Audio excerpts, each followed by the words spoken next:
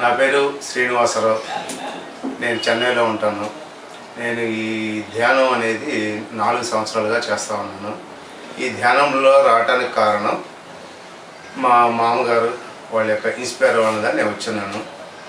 ఈ ధ్యానంలోకి వచ్చేటప్పుడు నాకు ఆరోగ్యం సరిగా లేదు. ఏమి ఆరోగ్యం సరిగా లేదంటే ఈ సైనస్ ప్రాబ్లం ఉండేది. నాకు సైనస్ ప్రాబ్లంలో ఒక మెడిసిన్ అనేది వీక్లీ వన్స్ ఒక బాటిల్ వాడుతూ ఉంటాను, ఆట్రోవిన్ డ్రాప్స్ అనేది.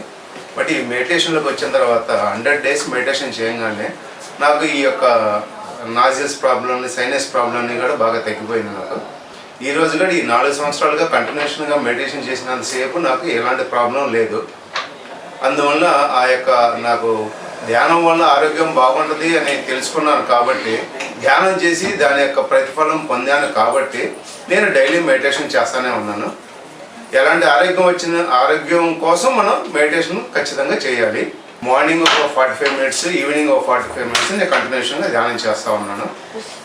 నేను ఈ యొక్క మన బద్రీజీ గారి యొక్క ఆధ్వర్యంలో మా ఊరు, నేను పుట్టిన ఊరైన ఇంకొల్లు గ్రామంలో పిరమిడ్ 12x12 పిరమిడ్ కట్టించాను నేను. అది మొత్తమే నా సొంత ఖర్చులతో నేను మా ఊరి జనం కోసం వాళ్ళందరూ మెడిటేషన్ చేసుకొని దీని యొక్క ప్రతిఫలం అనుభవించాలనే యొక్క దీంతో నేను అక్కడ పిరమిడ్ కట్టాను. ఆ పిరమిడ్ని కూడా అందరూ బాగా ఉపయోగించుకున్నారు.